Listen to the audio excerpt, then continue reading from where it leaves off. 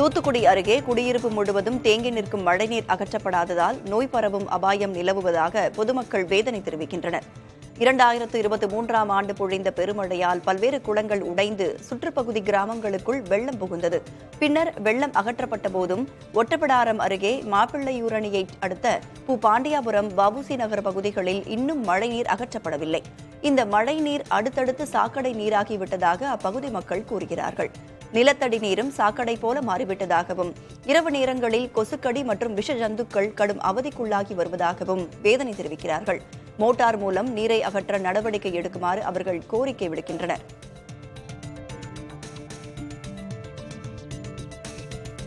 வீடியோட்ட சொல்லியாச்சு, எம்எல்ஏட்ட சொல்லிட்டோம், இன்னதான் சொல்லிக்கிட்டே இருக்காரு. வர்றதே ஒன்றும் கிடையாது. மக்கள் பூரா தண்ணியில மிதக்கு. எத்தனை வருஷத்துக்கு அதுக்கு போய் எப்படி எங்கே போய் நிற்கிங்க? மண் அடிக்கிறோம்ன்றாரு எம்எல்ஏ. நான் வீடியோ விட்டு மண் அடிக்கிறோம்னு சொன்னார். மண் அடிக்கலை, எந்த வேலையுமே நடக்கலை. போப்பாட்டி எடுத்துக்கல. அப்போ என்ன பண்ணலாம்? ஒன்றுமே செய்ய முடியல. பாவம் பச்சை பிள்ளையில போட்டுட்டு இருந்து சோதிங்க முடியல. எந்த வேலையும் பார்க்க முடியல.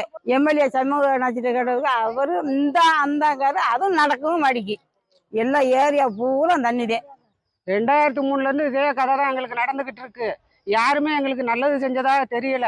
பிள்ளை குட்டிகளோட தண்ணிக்குள்ள இறந்துக்கிட்டு சோறு பொங்கி திங்க முடியாம நாங்களும் ஏரியா விட்டு ஏரியா போய் கொஞ்ச நாள் இருந்து பார்த்தோம்.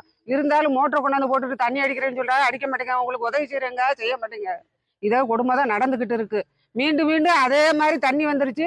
எங்களுக்கு அதுக்கு ஒரு முயற்சி பண்ணி கவர்மெண்ட் எங்களுக்கு ஹெல்ப் பண்ண மாட்டேங்கி.